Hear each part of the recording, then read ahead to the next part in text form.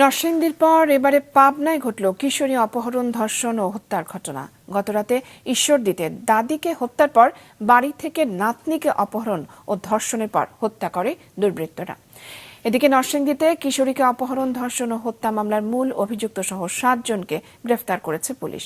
বিস্তারিত ডেস্ক রিপোর্টে।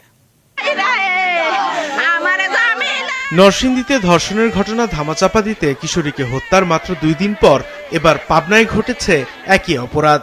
গতরাতে নিজের বাড়ি থেকে কিশোরীকে অপহরণের পর দুর্বৃত্তরা ঘটায় এই নারকীয় ঘটনা। পুলিশ জানায়, গত মধ্যরাতে ঈশ্বরদীর ভবানীপুর উত্তরপাড়া গ্রামে প্রথমে দাদিকে হত্যা করে দুর্বৃত্তরা। এরপর ভুক্তভোগী কিশোরীকে অপহরণ ও ধর্ষণের পর হত্যা করা হয়।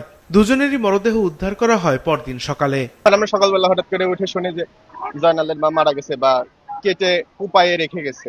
তো ওখানে গিয়ে দেখি বিভৎস অবস্থায়, গায়ে কোনো কাপড় নাই।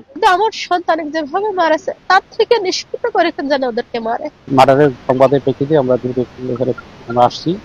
আমরা ঘটনাস্থলটা দেখছি, বিভিন্ন এই ঘটনা জড়িতদের বিষয়ে এবং ঘটনাটা কিভাবে ঘটলো এটা জানার চেষ্টা করতেছি। আমাদের পুলিশ এবং টিমও কাজ করছে আর কি।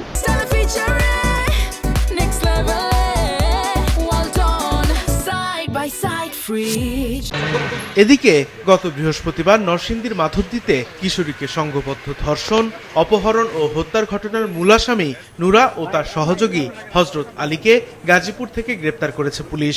এ নিয়ে এজাহারভুক্ত 9 আসামির মধ্যে 7 জন গ্রেপ্তার হলো। আশা করছি আপনাদের সহায়তায় এই খুনের প্রকৃত রহস্য উদ্ঘাটন সহ আসামিদের আমরা বিজ্ঞ আদালতে সোপর্দ করতে পারবো এবং তাদের দৃষ্টান্তমূলক শাস্তি হবে বলে আমরা বিশ্বাস করি। এদিকে নারী ও শিশু ধর্ষণকারীদের কঠোর শাস্তির মুখোমুখি হতে হবে জানিয়ে আইনমন্ত্রী মোহাম্মদ আসাদুজ্জামান বলেছেন, অপরাধীদের যেই আশ্রয় দেওয়ার চেষ্টা করবে তাকেও আইনের আওতায় আনা হবে। এ ধরনের অপরাধ যেই করে থাকুক এবং তাদেরকে যদি কেউ শেল্টার দিতে আসে তাদেরকে সহ শিকড় উপড়ে ফেলা হবে।